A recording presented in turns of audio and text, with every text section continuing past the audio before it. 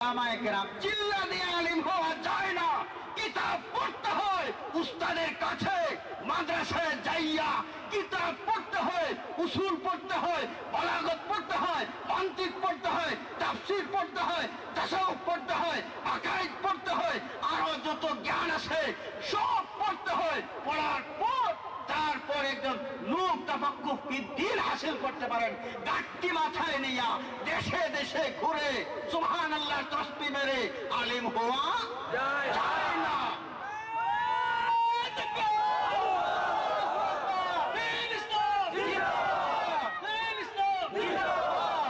বিরাদরানে ইসলাম, সাধারণ মানুষের কাছে কারা আসবেন? এই মানুষগুলো সাধারণ মানুষ, এরা কোথায়? এরা কোন জায়গায় আছে? তাদের নিজের উপর ওই মানুষগুলো আমল করবে। এখন একটা বিষয় চিন্তা করার প্রয়োজন, কয়েকটা বিষয় আছে, এর মধ্যে একটা বিষয় হচ্ছে, এক নম্বর, যিনি মানুষকে মাসআলা মাসাইল শিখাইবেন, যিনি মানুষকে শরীয়তের জ্ঞান দান করবেন, তিনি কি হওয়া লাগবে? আলিম হওয়া লাগবে। আর আলিম হইতে হলে কি হওয়া লাগে? আলিম হইতে হলে কোরআন হাদিসের পুঙ্খানুপুঙ্খ জ্ঞান যার আছে, এই ধরনের উস্তাদের কাছে যাইয়া ইলম হাসিল করতে হবে। এই আলিম ব্যক্তি সাধারণ মানুষকে দিনের তালিম দিবেন কোথায় নিয়ে? বাড়িঘর থেকে বের করে ব্যবসা বাণিজ্যের তালা দিয়া বউ বাচ্চা রেখে দেশে দেশে ঘুরে ওই লোকগুলোকে শিক্ষা দিবেন, নাকি তাদের বাড়িতে রেখে শিক্ষা দিবেন? কোনটা? আল্লাহ পাক সিস্টেম কি বলে দিয়েছেন? বাড়িতে রেখে দিনের তালিম দিবেন। তারা তাদের বাড়িতে থাকবেন, খেত খামার করবেন, ব্যবসা বাণিজ্য করবেন। ওলামায়ে কেরাম যখন ইলম হাসিল করে নিজ নিজ এলাকায় আসবেন, নিজ নিজ এলাকায় এসে ওই এলাকার মানুষকে তাদের নিজের এলাকায় রেখে দিনের তালিম দিবেন। তাহলে দিনের তালিম দিতে হইলে মানুষকে নিয়ে 50 মাইল, 100 মাইল, 200 মাইল চক্কর দেওয়া লাগবে, নাকি বাড়ি ঘরে রাখা লাগবে? কোনটা? বাড়ি ঘরে রাখা লাগবে। তাফসীরের কিতাব খুলে দেখুন, তাফসীর মাযহাবিতে লেখা আছে, তাফসীরের কাজিনের মধ্যে আছে, তাফসীরের তাবরীর মধ্যে আছে, তাফসীরের নিশাবরীর মধ্যে আছে, বিভিন্ন তাফসীরের কিতাবের মধ্যে আছে। আল্লাহ রাব্বুল আলামিন ইলম হাসিলের জন্য সমস্ত মানুষের উপর এই দায়িত্ব কেন দিলেন না? ইলম অর্জনের হুকুমটা সমস্ত মানুষকে কেন দিলেন না? সমস্ত মানুষকে ইলম হাসিলের হুকুম আল্লাহ পাক দেন নাই এই জন্য যে মানুষের ব্যবসা বাণিজ্য আছে, খেত খামার আছে, খেত চালাইতে হয়, ব্যবসা বাণিজ্য চালাইতে হয়, পরিবারের দেখাশোনা করতে হয়। আল্লাহ পাক যদি সব মানুষের উপর ইলম হাসিলের জন্য বাড়িঘর ত্যাগ করে সবর করে হুকুম দান করতেন, তাহলে মানুষের জীবনটা অচল হয়ে যেত, মানুষের জীবনের মধ্যে বিপর্যয় নেমে আসতো। বিরাদরানে ইসলাম, আল্লাহ রাব্বুল আলামিন যে সিস্টেম বলে দিয়েছেন, এই সিস্টেম যদি আমরা ফলো করে অনুসরণ করি, তাহলে ইলম হাসিল হয়, ব্যবসা বাণিজ্য চলে, খেত খামারও চলে, বাচ্চা কাচ্চার দেখাশোনাও চলে। বিরাদরানে ইসলাম, বাচ্চা কাচ্চার দেখাশোনা এটা ফরজ নাকি মুস্তাহাব? ফরজ। বাচ্চা কাচ্চার তারবিয়ত দেওয়া, আপনার সন্তান আছে, ছেলে আছে, মেয়ে আছে, এইগুলোকে সুশিক্ষা দেওয়া আপনার প্রয়োজন আছে। সবকিছু ছেড়ে সুবহানাল্লাহ সুবহানাল্লাহ তাসবিহ নিয়া 3 মাসের চিল্লায় যদি রাজশাহী, বগুড়া, দিনাজপুর, ইন্ডিয়া, সেই মরকাজ, দিল্লির মরকজ, সেই জায়গায় যদি আপনি চলে যান, আপনার ছেলে আছে, আপনার মেয়ে আছে, গার্জিয়ান নাই, এই অবস্থায় আপনার ছেলে তাসের আড্ডায় বসবে, হেরোইনের আড্ডায় বসবে, আপনার মেয়ে গার্ডেনে বেড়াইতে যাবে, কলেজের নাম নিয়ে গার্ডেনে বেড়াইতে যাবে, আড্ডা দিবে, 3 চিল্লা দিয়া, 3 মাসের 9 মাসের চিল্লা দিয়া বাড়িতে যখন আসবেন, বাড়িতে আসার পর দেখবেন সব বিগড় গিয়া, বিগড় সব বিগড় বাকি নাই, দেখুন সব বিগড়, সব শেষ। এই জন্যই আল্লাহ রাব্বুল আলামিন সিস্টেমটা, এই পদ্ধতিটা বলে দিয়েছেন, এই পদ্ধতির অনুসরণ আমাদের করতে হবে। হাজিরিন কিরাম, উসুল শিক্ষা দিবেন একজন আলিম, যেখানে তাফসীর শিক্ষা দিবেন, যেখানে আকাইদ শিক্ষা দিবেন, যেখানে ফিকহ শিক্ষা দিবেন, যেখানে কোরআন শরীফের দরস দেওয়া হবে, ওই প্রতিষ্ঠানের নাম হচ্ছে মাদ্রাসা। ওই প্রতিষ্ঠানের নাম কি? মাদ্রাসা। আচ্ছা, একটা কথা, শুধু শুধু শুধু শুধু মশলা মাসাইল জানলেই জীবন চলে নাকি যোগ বিয়োগ শিখতে হয়?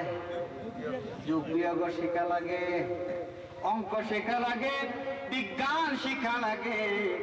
আমরা সৌভাগ্যবান যে বাংলাদেশের মধ্যে এক শিক্ষা ব্যবস্থা, মাদ্রাসা শিক্ষা বোর্ড। মাদ্রাসা শিক্ষা বোর্ড সরকারি মাদ্রাসা নামে যেই মাদ্রাসাগুলো পরিচিত আছে, এই মাদ্রাসাগুলো যেখানে অঙ্ক শিক্ষা দেওয়া হয়, ইংরেজিও শিক্ষা দেওয়া হয়, কোরআন শরীফ শিক্ষা দেওয়া হয়, হাদিস শরীফ শিক্ষা দেওয়া হয়, সব শিক্ষা দেওয়া হয়। সেগুলো শিখতে হয় কেন? কারণ শুধু আখেরাত নিয়ে মুসলমানের জীবন চলে না। মুসলমানের জীবন দুনিয়া এবং আখেরাত নিয়ে। মুসলমানের জীবন, মুমিনের জীবন দুনিয়া এবং আখেরাত নিয়ে। দুনিয়ার কথা চিন্তা করতে হবে, আখেরাতের কথা চিন্তা করতে হবে। দুনিয়ার জীবনের চিন্তা যুগ আখেরাতের জীবনের চিন্তা সমান সমান মুসলমানের জীবন। বিরাদারানে ইসলাম, আমাদের বর্তমান যুগে বিভিন্ন স্থানে এই মাদ্রাসাগুলো নিয়ে মস্কারা করা হয়, বলে এরা যে এদেরটা সরকারি, আমাদেরটা দরকারি। আমরা বলি আমাদেরটা দরকারি, তোমাদেরটা তরকারি। শুধু খাওয়া ছাড়া এখানে কোনো কাজ নাই। বিরাদারানে ইসলাম, মাদ্রাসা যেখানে কোরআন শরীফের শিক্ষা দেওয়া হয়, হাদিস শরীফের শিক্ষা দেওয়া হয়, যেখানে অঙ্ক শিক্ষা দেওয়া হয়, বিজ্ঞান শিক্ষা দেওয়া হয়, উলামায়ে কেরাম যেখানে দায়িত্ব পালন করেন, তাদের মাথার ঘাম পায়ে ফেলেন একটা ছেলে একটা মেয়েকে সুশিক্ষিত আলিম করে গড়ে তোলার জন্য। ওই প্রতিষ্ঠানের নাম কি? ওই প্রতিষ্ঠানের নাম মাদ্রাসা। আমরা বুক ওছা করে বহির্বিশ্বে গিয়া বলি যে আমাদের বাংলাদেশে প্রায় 90% মানুষ মুসলমান, সংখ্যাগরিষ্ঠ মুসলমানের দেশ বাংলাদেশ। বলতে খুব আনন্দ লাগে, বলতে খুব আনন্দ লাগে। কিন্তু আমাদের দেশের মুসলমানের অবস্থা কেমন? আমাদের দেশের মুসলমানিত্ব কোন পর্যায়ে আছে? এই শিক্ষা প্রতিষ্ঠানগুলোর দিকে তাকাইলেই সহজে আমরা আন্দাজ করতে পারি। কিভাবে? একটা মাদ্রাসার একটা বিল্ডিং করতে হইলে এই দীক্ষা উঠাইতে উঠাইতে উঠাইতে উঠাইতে 50 বছরেও 10 হাত 20 হাতের একটা ঘর করা সম্ভব হয় না। আপনি যান কলেজের চাঁদার জন্য, আপনি যান হাই স্কুলের চাঁদার জন্য, এক বিল্ডিং এক মানুষ 6 মাসের মধ্যে কমপ্লিট করে দেয়। সুবহানাল্লাহ। কলেজ করাও ভালো, আমি কলেজের বিরুদ্ধে কথা বলতেছি না, স্কুল করাও ভালো, এগুলো শিক্ষা প্রতিষ্ঠান।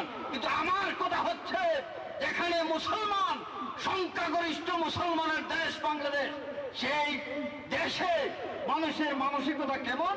আপনি যদি বলেন যে 50 লক্ষ টাকা লাগে, রাখালগঞ্জ আলিয়া মাদ্রাসার একটা বিল্ডিং এর প্রয়োজন, তাহলে ছাত্রছাত্রী ক্লাসরুমের ব্যবস্থা হচ্ছে না, ওরা বলবে মোল্লাদের আবার এত টাকার কি দরকার? 50 লক্ষ টাকা মোল্লারা আবার এত টাকা দিয়ে করবে কি? এই হচ্ছে মুসলমান, এই মুসলমানের মানসিকতা।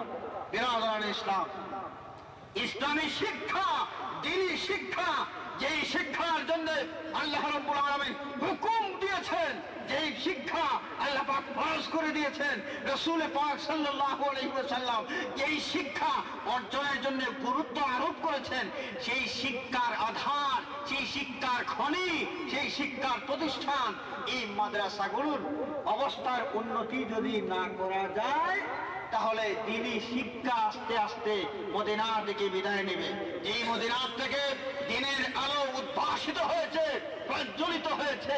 আজকে এই গোটা বিশ্বে ইসলামের আলো প্রজ্বলিত হয়েছে।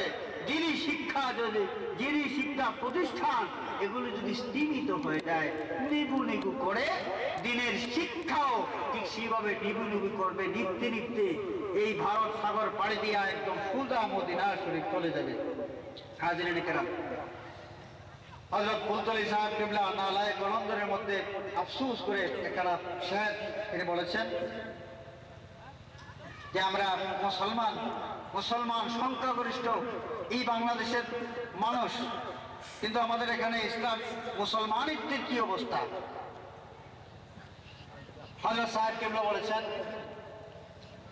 दीन अहमद में तबाही है मुसलमान ख्वाब में, दीन अहमद में तबाही है मुसलमान ख्वाब में, বন্দে মনের দুশ্মন, কোরআনের দুশ্মন, হাদিসের দুশ্মন, সেই সমস্ত পাপ পৃষ্ঠগুলো অত্যন্ত আন্দোলিত হয়ে তাদের কাজ তারা চালিয়ে যাচ্ছে।